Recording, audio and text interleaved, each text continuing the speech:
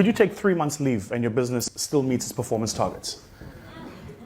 If you can't disappear from your business for 90 days, you're not an entrepreneur. You're what we call self-employed. What happened? What happened? Did it hit you hard, eh? Huh? Is that you?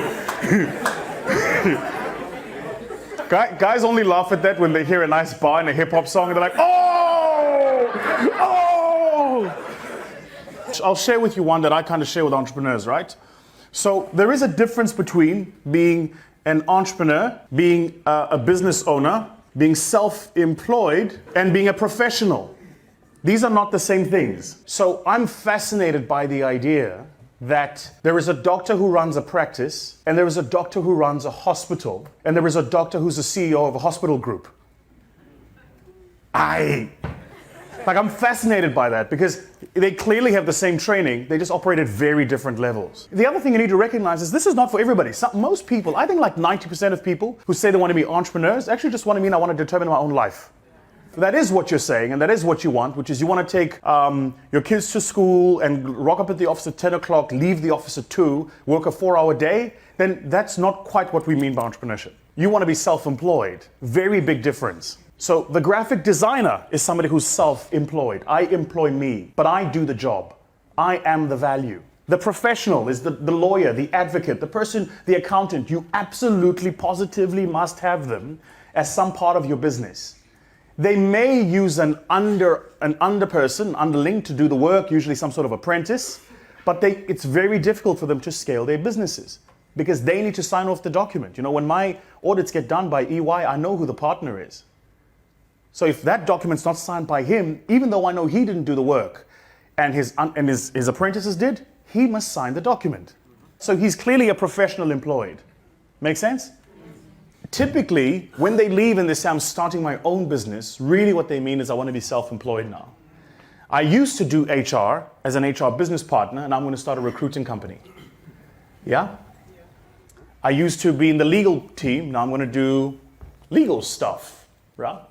Those people aren't entrepreneurs. You're self-employed. Big difference. The business owner, so I've got this business, right? And rather than employ myself, I'm going to employ people to manage the people I used to manage. The thing is, you can never shortcut this process from here to here to here. You can't shortcut it. You have to go through all the steps. Right, so if you think from day one, and this is, in my mind, a lot of the mistake I see some of my VC friends make who are chasing valuation growth. Long story for another day, but I really think that there's a bubble in South Africa, particularly in the tech space, where we're overvaluing companies off the base of the fact that there's more funds than there are good tech companies. So they're attracting very high valuations, they're getting a lot of money, but the entrepreneur driving that business hasn't gone through the natural process of growth. If I took a potato and I put it in the ground, and I gave you another potato and put it in the ground, and you watered your potato twice as much as I did mine, your potato wouldn't grow twice as fast. Because the laws of nature are fixed. Like, I love my son, he's 8, but he has to go through puberty. He can't skip it. That make sense? So a lot of us try to skip phases of growth because we want to get to the other side. The mistake you make is you don't realize that in that phase of growth is a lesson you've got to learn. So you have to manage your people. Long before you get managers to manage your people. Gary Vee calls it being dangerous enough. Dangerous enough means I know each and every single thing about my business that I'm dangerous enough to know when you're bullshitting me.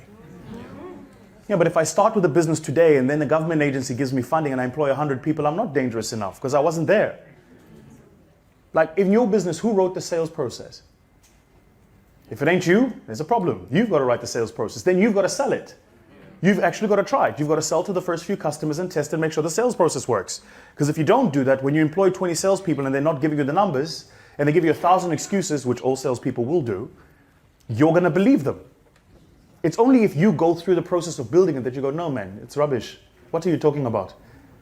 My team will tell you, like if a client comes to us with a sale, it's now the scariest thing for them. They go, how do you know all these people? I'm like, 15 years, dude.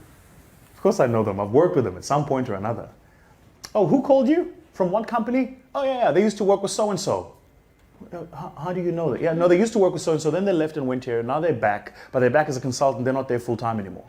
Oh, by the way, they're not gonna give you X amount for the transaction. You're gonna have to go in at 85% of the value of the transaction, but what we should do is add a 20% premium on the actual proposal so that when they discount us down at the 20%, we get the value we wanted, not the 85% that we're willing to pay. Like, how did you know they were gonna do that? I know the company, I know the politics, I know how I just know. Yeah, so you're gonna have to go through those steps.